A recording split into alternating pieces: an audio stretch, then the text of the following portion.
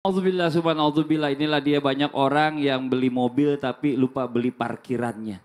Jadi parkirnya di tempat orang. Lupa beli garasi. Iya, lupa beli garasi. Nah sekarang nih kita bicara masalah tentang orang kadang-kadang suka pamer, mohon maaf mobil mewah, mobil bagus. Tapi kalau terlalu ujub nih manusia jadi orang yang terlalu ujub, ini sebenarnya penyakit yang akan dia dapat apalagi sih Ustadz Syam? Terus apakah ciri-ciri kita terkena sifat ujub ini biar kedepannya kita bisa introspeksi diri dan kita juga bisa mengontrol diri kita. Mohon izin penjelasannya, fadhol. Bismillahirrahmanirrahim. Tapi guru-guruku yang dimuliakan Allah Subhanahu wa taala, jamaah di studio, jamaah di rumah. Al-Qur'an surah Al-Furqan ayat 63. A'udzu billahi minasy syaithanir rajim. Wa ibadur rahmanil ladzina yamshuna 'alal ardi hauna الذين يمشون على الأرض هونا وإذا خاطبهم الجاهلون قالوا سلاما والذين يبيتون لربهم سجدا وقياما. Dan hamba-hamba Allah yang Maha Pengasih, yaitu orang-orang yang berjalan di atas muka bumi dengan rendah hati. Dan apabila orang-orang jahil menyapa mereka dengan kata-kata yang kasar dan menghina, mereka menjawabnya dengan kalimat salam. Engkau yang benar, kami yang salah. Dan orang-orang yang menghabiskan waktu malamnya untuk beribadah, ruku, sujud, berdiri kepada Tuhan mereka dengan bersujud dan berdiri. Maka dari ayat ini kita mengambil pelajaran bahwa kriteria hamba Allah yang Maha Pengasih bukan yang paling banyak sholatnya yang ditaruh di depan. Tapi Allah langsung mengatakan, alladzina yamshuna 'alal ardi hauna, orang yang rendah hati di atas muka bumi.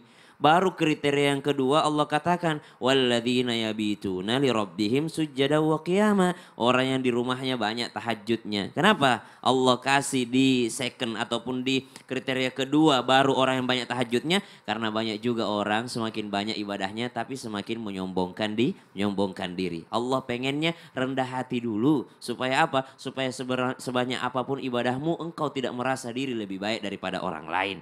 Bagaimana ketika ada orang terkena penyakit ujub? Penyakit apalagi yang bisa menghampirinya? Maka penyakit ujub itu adalah orang yang senantiasa berharap pujian juga dari orang lain. Kalau dia punya penyakit ujub, menyombongkan diri, merasa diri baik, maka apa yang dia tunggu? Dia tunggu respon dari orang lain supaya memujinya. Maka kalau tidak dipuji maka akan muncul sakit hatinya. Subhanallah, setengah mati hidupnya kalau tidak ada yang muji. Setengah mati hidupnya, habis posting memamerkan sesuatu, tidak ada yang like, sakit hatinya. Kenapa ini orang tidak ada yang like postingan saya? Kenapa ini orang tidak ada yang komen postingan saya? Subhanallah. Maka penyakit-penyakit ini akan semakin datang memanggil teman-temannya yang lainnya. Padahal ketika kita membaca Al-Quran, ketika seseorang beribadah sholat, langsung Allah ngajarin ayat yang pertamanya. Di awal-awal kita langsung membaca, Alhamdulillahi Rabbil Alamin. Pujian itu, segala pujian itu hanya milik Allah. Supaya apa? Supaya engkau tidak berharap dipuji. Karena kalau kau berharap dipuji, ada ujubnya, ada riyaknya, ada sum'ahnya, ada membanggakan dirinya, ada merasa diri lebih baik daripada orang lain. Subhanallah. Lalu ketika hal tersebut sudah masuk ke dalam diri manusia, menimbulkan penyakit-penyakit yang lainnya, apa ciri-cirinya dan bisa menjadi apa? Yang paling parah bisa mengarahkan kepada kesyirikan. Dia bukan lagi menyembah Allah sebagai Tuhannya, tapi Tuhannya adalah pujian. Tuhannya adalah bagaimana dirinya menjadi Tuhan terhadap orang lain karena dia pengen dibanggain mulu. Allah. Terima kasih banyak Ustadz Syam. Iya. Tepuk tangan buat Ustadz Syam. Nah sekarang kita mau lanjut lagi ya tanya jawab sama guru-guru kita. Tapi sebelumnya kita kembali dulu ke segmen Tanya Dong Ustadz. Kami semua tanya dong Ustadz. Ya mau nanya boleh silakan angkat tangannya Ibu. Gantian dari sebelah sini. Oh dari sebelah sini dulu nih ya. Yang mic-nya saya belum dibalikin tadi soalnya ini. Iya. Silakan Ibu. Assalamualaikum warahmatullahi wabarakatuh. Waalaikumsalam warahmatullahi wabarakatuh. Perkenalkan, nama saya Ibu Atun dari Majelis Taklim Nurul Huda, Nurul Hikmah, Desa Yakin, Bu, Indramayu. Nurul Huda atau Bu, Nurul Huda apa Hikmah? Nurul Atau Nurul Yakin? Yang mana? Mana? Nurul Hikmah. Hikmah, Oh, iya, hikmah. siap. Ya udah benar. Tanya Nurul Huda dong, itu siapa? Ya tanya udah dong benar. Ustaz. Silakan Ibu. Tadi kan saya Saya Nurul selfie-selfie. Ya baru selfie. Ya, Terus? tadi kan saya selfie-selfie. Ah. Itu kan membuat hati saya senang. Oh senang, iya Apakah pasti. itu termasuk sombong atau ujub? Ah. Bagaimana itu Ustadz? Tolong terangkan. Oh, Terima terangkan, kasih. jangan gelapkan ya Bu ya. Ya. Assalamualaikum warahmatullahi wabarakatuh. Waalaikumsalam. Tepuk tangan buat Ibu Atun yang main sidul zaman dulu ini berarti. Atun Tahu adiknya nggak cara bertanyanya? kenapa? Apakah itu ujub? Sombong. Tunjuknya ke saya. Ya makanya Bapak yang itu jawab. Iya. Sombong. Jawab. Allah. Baik, terima kasih banyak. Izin kepada guru-guru kita ada Habib dan Ustaz Sams. Satu hal buat kita, mohon maaf, moto itu ada sebagian ulama berpendapat tidak boleh. Tapi kalau kita itu boleh. Karena kita butuh paspor. Paspor ada fotonya. KTP ada fotonya. Iya. Tapi yang tidak diperbolehkan itu yang menggunakan 3 dimensi. Ada ruang, ada panjang, ada lebar. Itu namanya patung. Boneka gimana? Boneka aman. Karena boneka itu dipegang anak kecil sebagai mainan. Bukan pajangan. Dan tidak boleh itu kalau jadi pajangan. Tapi kalau dia mainin anak, aman. Karena anak banyak malaikatnya. Sehingga setan tidak bisa, jin tidak bisa masuk kepada boneka tersebut. Tapi kalau orangnya sudah besar, lebih baik bonekanya disedekahkan kepada anak kecil. Dibawa ke panti. Kenapa? Karena bisa jadi jin masuk kepada boneka itu. Menggunakan 3 dimensi. Dan itu nanti akan diminta pertanggungjawabannya. Bagaimana dengan lukisan? Itu cuma 2 dimensi. Dan sebaiknya jangan sampai ada unsur makhluk hidup. Dan bagaimana dengan selfie? Selfie itu aman sepanjang niatnya. Tujuannya selfie untuk apa? Selfie untuk demi kebaikan buat dirinya. Untuk dokumentasi. Why not? Kenapa tidak? Ya itu kan penting. Penting. Nah supaya kita bisa in memorial. Hah? Memorial. Memori. Oh iya aku selfie di Ka'bah. Kan bagus. Nah, Ya. tunggu aja komentar orang minta oleh-oleh. Itu aja Oh sih. iya benar juga ya, Oh, salah ya. sendiri. Salah Tapi Ibu sendiri. Atun bagus, dia ngajak nih di Islam itu Indah biar besok temannya juga datang ke sini Iya, itu ke Islam penting. itu Indah. Tujuannya bagus, Iya. siar. Kalau tujuannya siar aman, tujuannya dakwah aman. Iya, udah jawabnya. Udah makasih banyak. Tepuk tangan buat Ustaz Maulana. Kalau nggak ditanya lanjut lagi. Satu lagi kita masih kesempatan jemaah yang mau nanya silakan angkat tangannya ayo.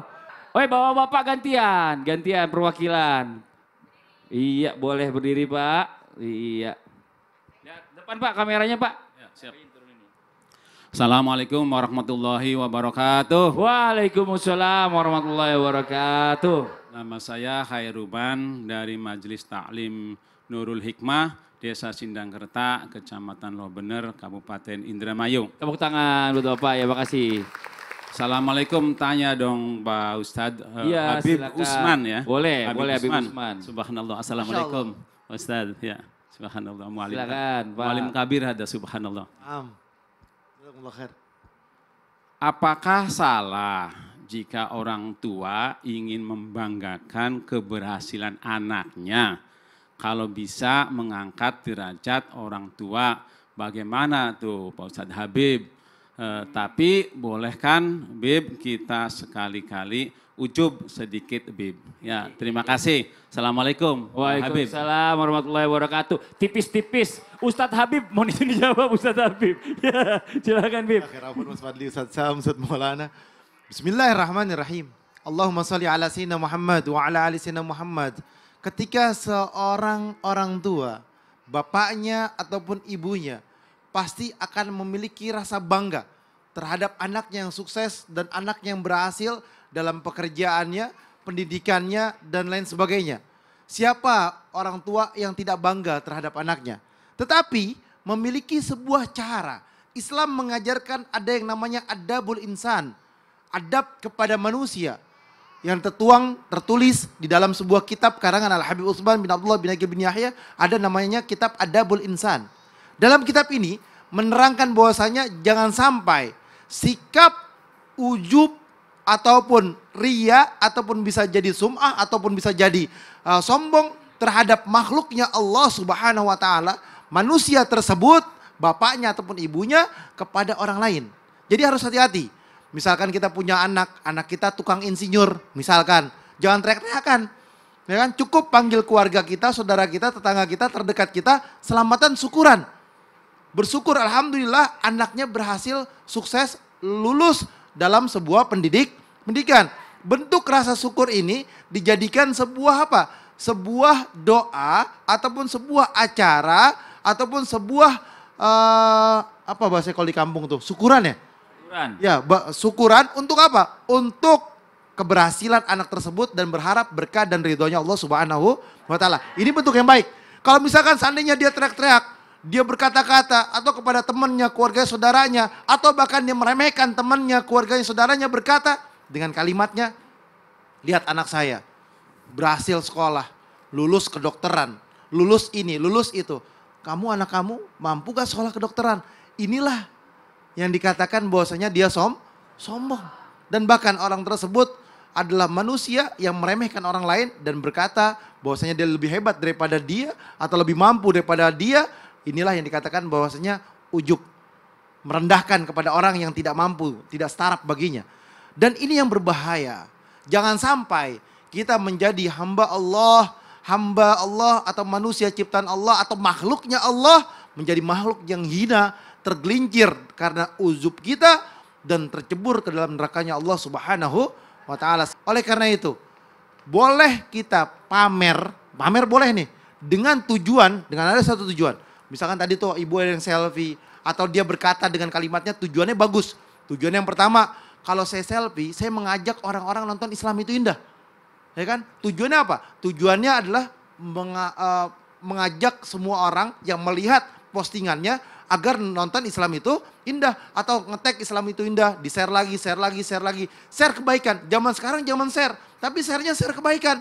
Zaman sekarang juga kita share kepada keluarga kita, ayo sekolah, cari ilmu yang bermanfaat, cari ilmu yang berkah. Agar apa? Agar mengajak yang lainnya berada dalam satu thariqah yang sama dan berada dalam naungan dan ridhonya Allah, mendidiknya dengan didikan yang baik. Dititipkan di tempat yang baik. Tapi sebenarnya jadi boleh aja Pak membanggakan orang tua, apalagi Bapak membesarkan capek-capek, ya kan, keluar biaya banyak, tapi memang nggak boleh berlebihan aja. Makasih banyak Bapak mengingatkan kita semua. Tepuk tangan dong sekali lagi buat guru kita Habib Utsman yang sudah menjawab. Satu lagi pertanyaan, boleh silakan angkat tangannya Ibu.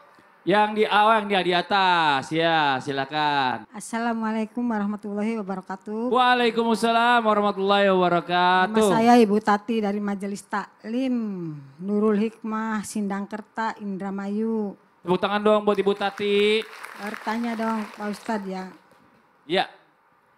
Bagaimana cara menyembuhkan penyakit hati supaya di dalam keluarga itu menjadi harmonis.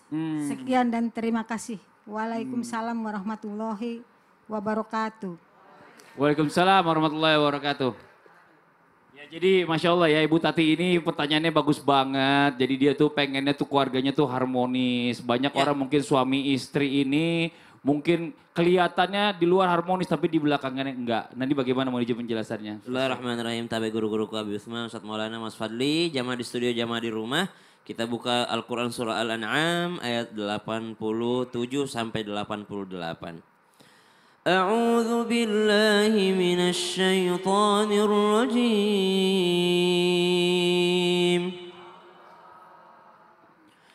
Wa min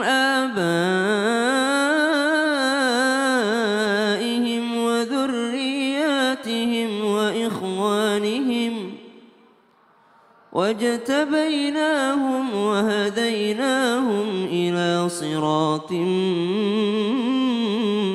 مستقيم ذلك هدى الله يهدي به من يشاء من عباده ولو أشركوا لحبط عنهم ما كانوا يعملون.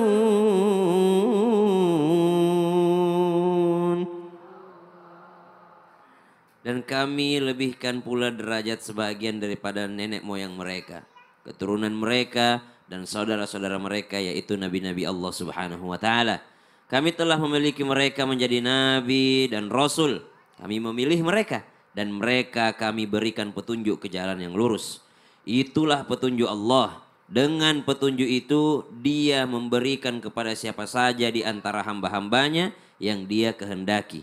Sekiranya mereka mempersekutukan Allah, pasti lenyaplah amalan yang telah mereka kerjakan. Kita berbicara tentang hidayah. Hidayah itu masuknya ke dalam hati. Kalau hati itu baik, maka baiklah manusia itu.